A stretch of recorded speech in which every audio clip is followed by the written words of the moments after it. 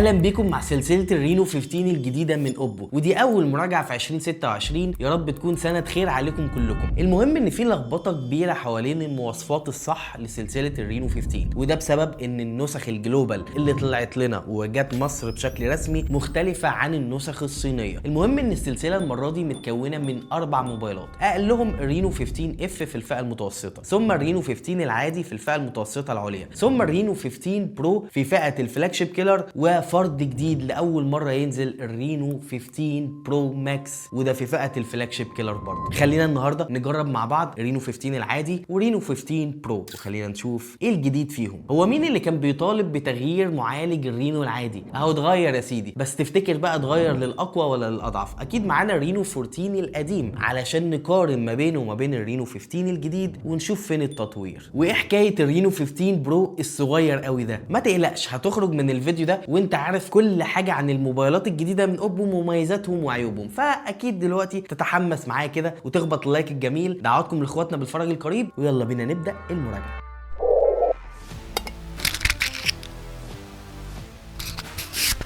انا معايا اللون الازرق من رينو 15 العادي واللون البني من الرينو 15 برو. المره دي مش معايا الالوان الفاتحه اللي بيبقى عليها نقشه مختلفه من اوبو. المهم برغم ان الموبايلين دول الوانهم عجباني ومختلفين عن الالوان الفاتحه، والمفروض ان هم مصنفرين، بس بيلموا كده شويه بصمات وتراب، خصوصا البني بتاع البرو. ما علينا، يعني الخامات كالعاده راقيه جدا، ظهر من الازاز المحترم وفريم من المعدن. دي الخامات المعهوده من اوبو في الموبايلات دي من السلسله، خامات حلوه ومنافسه جدا. شكل التصميم يعتبر ما اتغيرش الا في مربع الكاميرات الخلفيه. العدسه الثالثه اتحطت في عدسه مدوره صريحه، هي صغيره شويه، وفي كلمه كده مكتوبه رينو بالفونت الروش بتاعهم. في العادي الكلمه مكتوبه فوق والفلاش تحت، وفي البرو العكس، الكلمه تحت والفلاش فوق. انا مش فاهم هم ليه معكوسين، ليه ما نخليهمش زي بعض؟ يلا ما علينا. العادي وزنه 197 جرام والتخانه بتاعته 7.8 مللي، والبرو وزنه 187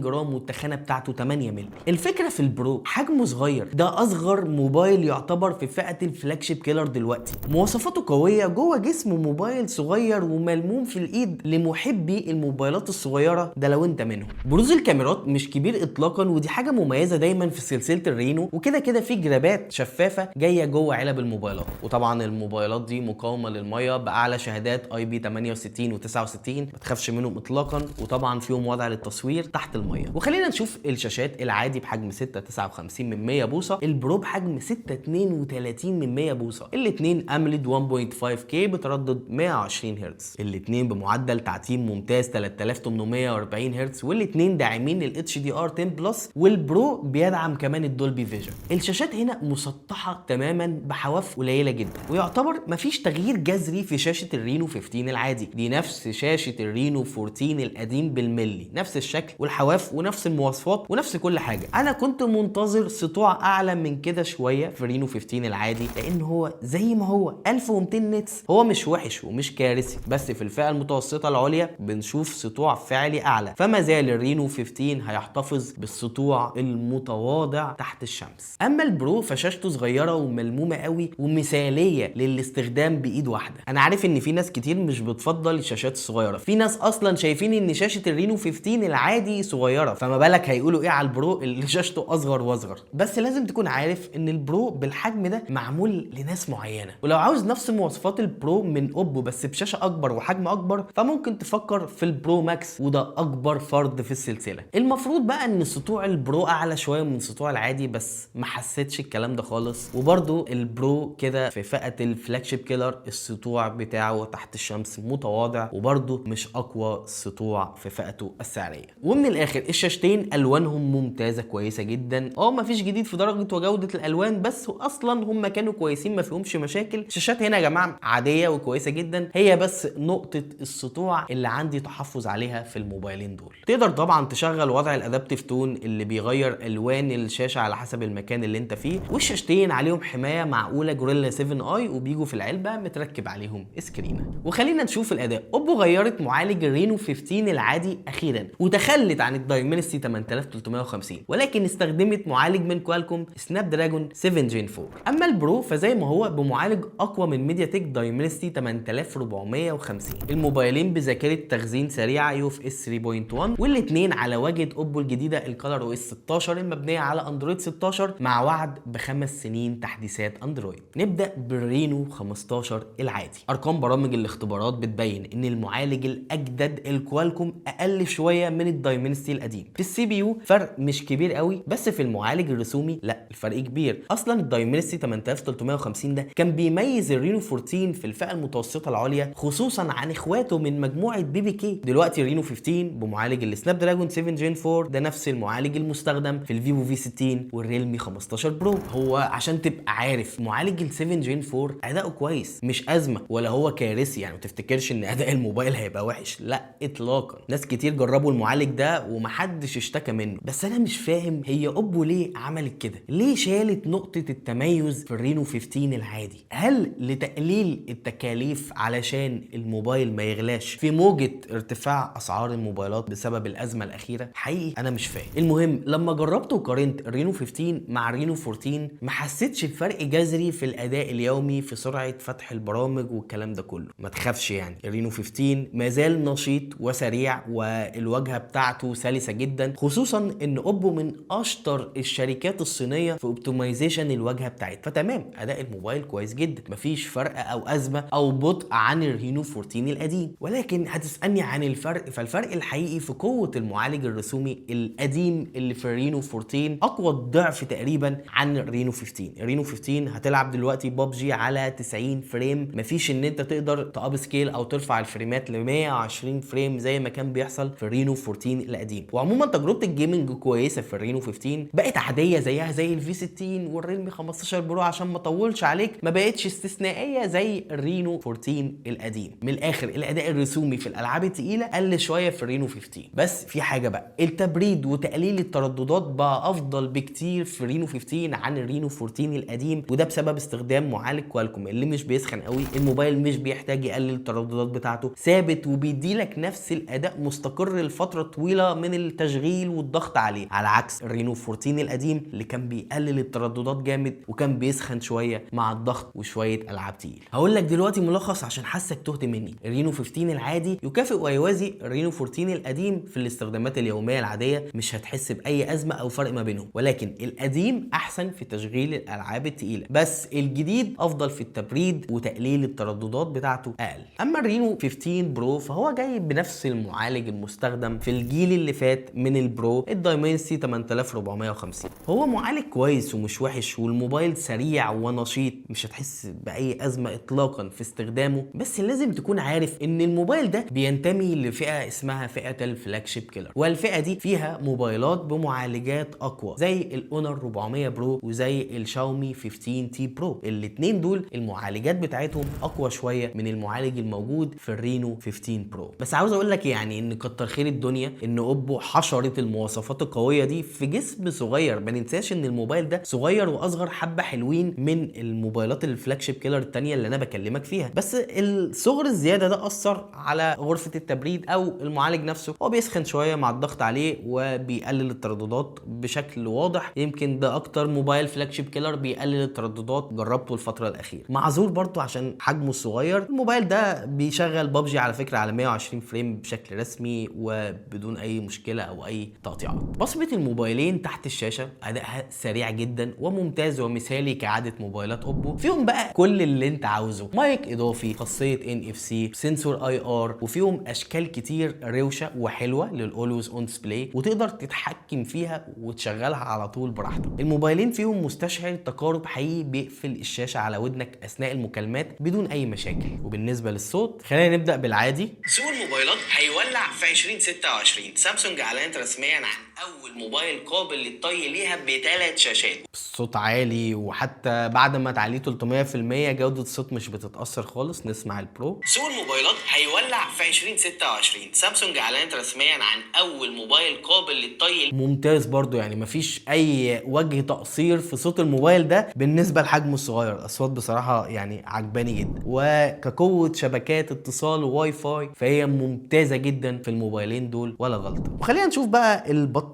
العادي بطاريته كبرت شويه، بقت 6500 ملي امبير، اكبر 500 ملي امبير من رينو 14 القديم. والبرو ببطاريه 6200 ملي امبير، ودي نفس البطاريه الموجوده في الجيل القديم بس هنا في حجم اصغر وشاشه اصغر. تجربتي للبطاريات الموبايلات هنا كويسه جدا، في تحسن حسيته بنسبه 10% تقريبا عن الجيل اللي فات. فمن الاخر الموبايلات دي هتكمل معاك لاخر اليوم من غير شحن، وممكن تكمل لاول اليوم التاني لو استخدامك متوسط. وعلى جانب سرعه الشحن فمعاك نفس الشاحن المعهود ال 80 واط في علبه الموبايلين، بيشحنهم بسرعه لو شغلت خاصيه الشحن السريع. وللاسف البرو علشان حجمه الصغير ده ما بقاش داعم للشحن الوايرلس. علشان تاخد الشحن الوايرلس ال 50 واط بتاع اوبو لازم تروح لل 15 برو ماكس الاكبر منه. وخلينا دلوقتي نشوف الكاميرات. الموبايلين فيهم 3 كاميرات في الظهر، ولكن فيهم اختلافات. العدسه الرئيسيه في العادي 50 ميجا بكسل فتحه عدسه 1.8 بمثبت بصري، انما في البرو 200 ميجا بكسل فتحه عدسه 1.8 بمثبت بصري، والاثنين فيهم نفس العدسه التليفوتو للزوم 50 ميجا بكسل فتحه عدسه 2.8 بمثبت بصري، مسؤول عن زوم حقيقي 3.5 اكس او 85 مللي، وبيوصل ديجيتال لحد 120 اكس. والعدسه الالترا وايد مختلفه، في العادي 8 ميجا بكسل وفي البرو 50 ميجا بكسل. والموبايلين فيهم نفس العدسه السيلفي الجديده 50 ميجا بكسل فتحه عدسه 2.0 بمستشعر من سامسونج JN5.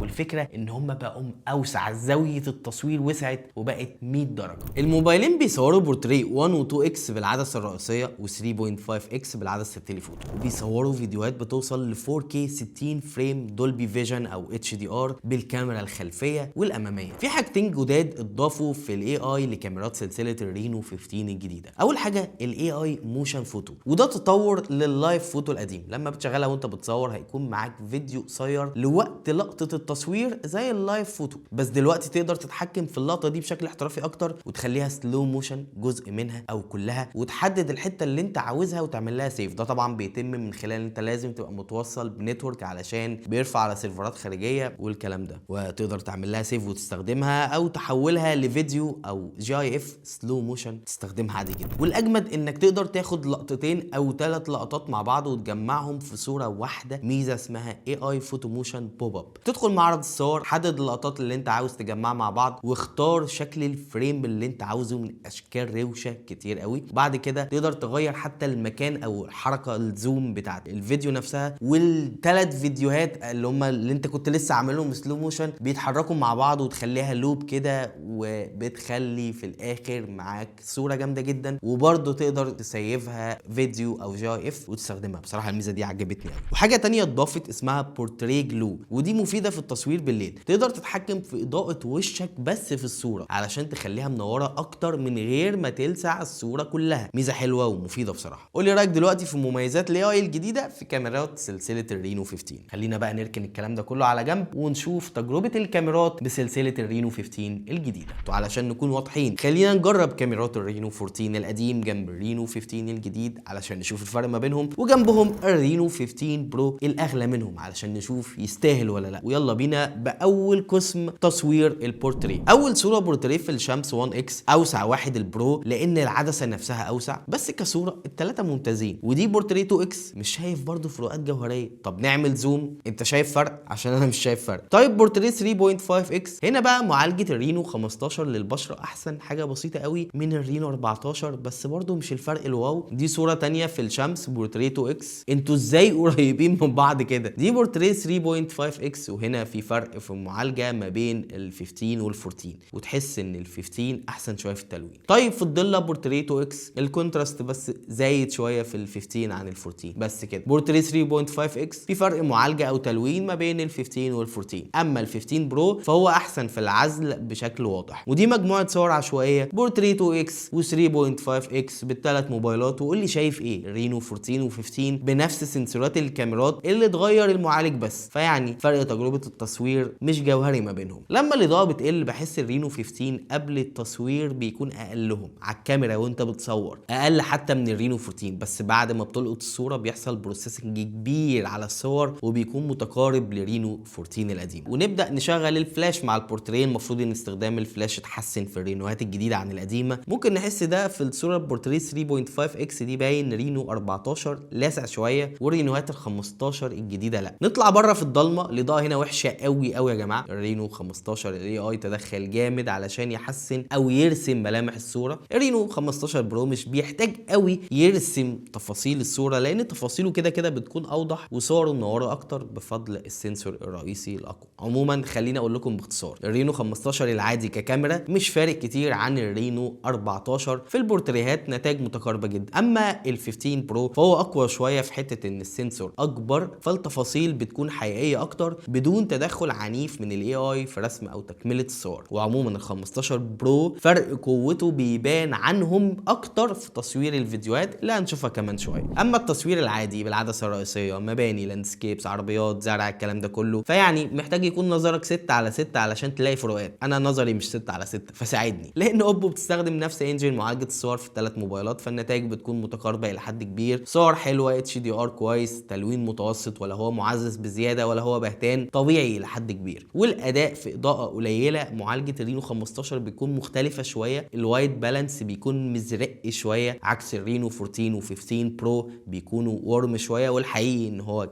كان ورم شويه. اما الزوم فالثلاث موبايلات بنفس العدسه الزوم بالملي، نفس السنسور، كلهم في الزوم القريب لحد 20 اكس مثلا هيكونوا كويسين بتفاصيل واضحه جدا تشوفها عادي. بس لما تزوم لبعيد بقى قوي 50 60 اكس وتوصل ل 120 اكس هتلاقي الاي اي راسم لك الصوره بالكامل. والزوم بالليل في الثلاث موبايلات متقارب جدا لبعضه. كاميرات الموبايلات دي حيرتني جدا، بس بعد تجربه لفتره طويله اقدر اقول لك الملخص. كاميرات الرينو 15 العادي جايه تكمل ورا الرينو 14 العادي القديم بتجربه كاميرات حلوه جدا ومتوازنه جدا في فئته السعريه اللي هي الفئه المتوسطه العليا. اما الرينو 15 برو فهو اغلى في فئه الفلاج شيب كيلر. هتحس بفرق ما بينه وما بين ال 15 العادي في تصوير الفيديوهات دي اكتر حاجه بفضل السنسور الرئيسي الاقوى والمعالج الاقوى، بس في الصور الفروقات مش كبيره ومش اي حد ياخد باله منها. اما السيلفي فعندك سيلفي جديد كليا بزاويه واسعه 100 درجه، 18 مللي اوسع في سلسله الرينو 15 الجديده كلها عن سلسله الرينو 14، بس بنفس السنسور السامسونج جي ان 5 ما اتغيرش، فبتاخد تفاصيل تقريبا متقاربه. الفرق بس في المعالجه، ممكن تكون البشره بتكون منوره اكتر شويه في الرينو 15، يعني دي الحاجه اللي انا لاحظتها. وواضح ان سيلفي الرينو 15 برو اقوى شويه في المعالجه عن الرينو 15 العادي، بس مجملا ما زالت سيلفيهات الرينوهات ممتازه ومنافسه جدا، سواء في الفئه المتوسطه العليا بالرينو 15 العادي او في الفئه الفلاج شيب كيلر بالرينو 15 برو. اسيبكم مع تصوير الفيديوهات. بالنسبه لتصوير الفيديوهات فانا دلوقتي بصور برينو 15 العادي ورينو 15 برو. انا مش بقارن ما بينهم، انا بس عاوز اشوف فرق جوده تصوير الفيديوهات. طبعا البرو بمعالج اقوى وسنسور رئيسي افضل، فالمفروض ان يكون تصوير الفيديوهات بتاعه افضل. هو فلاج شيب كيلر مش ابر ميد رينج زي الرينو 15،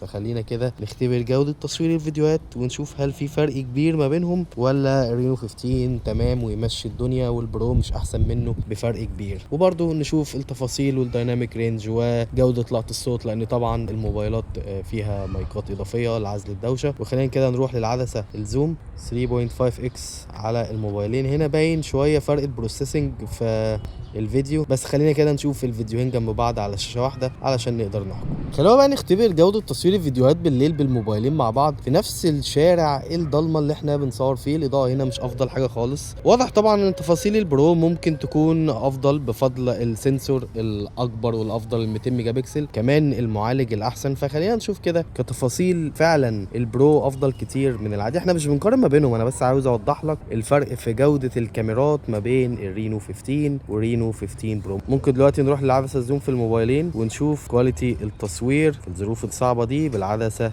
الزوم. اما تصوير الفيديوهات السيلفي فالعدسه الجديده الواسعه حلوه قوي في الصور وحلوه في الفيديوهات كده وواسعه وجميله. فخلينا كده نشوف هل في اختلاف بقى في جوده تصوير الفيديوهات. المفروض الاثنين بنفس السنسور بالظبط، ولكن في اختلاف في المعالج، بالتالي ممكن يكون في اختلاف في المعالجه. انا حاسس السكين تونز متجمله شويه في البرو عن العادي، برغم ان انا قافل اكيد كل الفلاتر والحاجات دي. فخلينا نحكم لما نشوف الفيديوهين جنب بعض على نفس الشاشه. اما السيلفي بالليل فانا دلوقتي بصور بالموبايلين في الشارع الضلمه الصدمه بتاعنا وخلينا نشوف الجوده. هل البرو احسن كتير من العادي؟ واخبار بقى الاكسبوجر اللي عمال يلعب في العادي ده ايه؟ هل ده حقيقي فعلا ولا ايه الكلام؟ انا مشغل الفلاش بتاع الموبايلين، فخلينا نشوف النتيجه النهائيه لجوده تصوير الفيديوهات السيلفي. بالنسبه للاسعار الرسميه فهي ما كانتش اتحددت وانا بصور الفيديو ده، ولكن اتوقع نفس اسعار الجيل اللي فات. الرينو 15 العادي 256 و12 ب 27000، الرينو 15 برو 512 و12 ب 36000. الاسعار الرسميه لما تتحدد هتلاقيني سايبها لك في اول كومنت تحت. طبعا الموبايلات دي هتبقى ضمان محلي، زيرو ضريبه، مش هتدفع جنيه زياده، وينفع تشغل شريحتين اتصال، ما ينفعش تركب كارت ميموري، وينفع تشغل اي سيم في الموبايلين. وفي حاجه كده لاحظتها في درج شرايح الاتصال بتاع الرينو 15 برو الصغير ده، انت ممكن تخرم المايك غصب عنك لان الفتحه بتاعت الدرج مش متعلمه، فحركه مش حلوه، بس يعني عشان صغير بقى. رايي النهائي سلسله الرينو 15 ما حصلش عليها ابجريد او تطوير كبير بالنسبه لسلسله الرينو 14 القديمه. بصوا من الاخر، سلسله الرينو تحديدا عند اوبو ناجحه جدا، خصوصا في السوق المصري، وعلى فكره في السوق العالمي كمان. فتقريبا اوبو ما شغلتش بالها كتير وقالت مش محتاجين نعمل تطوير كبير، خصوصا ان احنا واصلين لمرحله او فلسفه او تركيبه ناجحه قوي. يعني الرينو 15 العادي ده يعتبر هو الرينو 14 القديم بدون اي اختلافات، غير الاختلاف بتاع المعالج الكوالكوم اللي انا وضحته لك، مع بطاريه اكبر حاجه بسيطه وسيلفي اوسع حاجه بسيطه. اكيد لو معاك رينو 13 او رينو 14 ما تغيرش وتجيب رينو 15. اما الرينو 15 برو فده بيخاطب مستخدم معين، ده واحد عاوز موبايل فلاج شيب كيلر، موبايل مواصفاته الى حد ما قويه ولكن في حجم صغير ملموم في الايد. وانا عارف ان مش كل الناس كده، دي فئه قليله قوي. الموبايل فعلا حجمه صغير ولطيف جدا بالاستخدام بايد واحده، وعلى مستوى المواصفات فهو كويس، ولكن اقل درجه من مستوى موبايلات الفلاج شيب كيلر، خصوصا في ان هو غير داعم للشحن الوايرلس، والسطوع بتاعه مش اقوى حاجه. يعني دول اكتر حاجتين كانوا ملحوظين في تجربتي ليه. بس ارجع اقول لك برضو بالنسبه لحجمه الصغير فهو كويس، هو في ريحه كده من الايفون 17 العادي، بس طبعا ارخص بكتير. وبس كده انا خلصت الفيديو، خلصت كل الكلام اللي انا محتاج اقوله. اكيد تتاكد انك عملت اللايك الجميل اللي عملتش في الاول، وتكتب لي كومنت وتقول لي ايه رايك في اللي اوبو عملته في سلسله الرينو 15 الجديده. هل شايف ان السلسله دي هتكمل نجاح ورا سلسله الرينو 13 و14، ولا الموبايلات المنافسه هيبقى ليها راي تاني؟ فخلينا نشوف ايه اللي هيحصل السنه دي، لان دول يعتبروا اول موبايلات جديده في سنه 2026. ما تنساش تكتب لي كومنت ونناقش مع بعض السلسله الجديده، وتتاكد انك عامل لنا سبسكرايب لو بتشوفنا اول مره على اليوتيوب. فعل زر الجرس علشان تشوف مراجعات ومقارنات جديده للموبايلات اول باول. كان معاكم احمد سعيد من موقع موبيزل. سلام.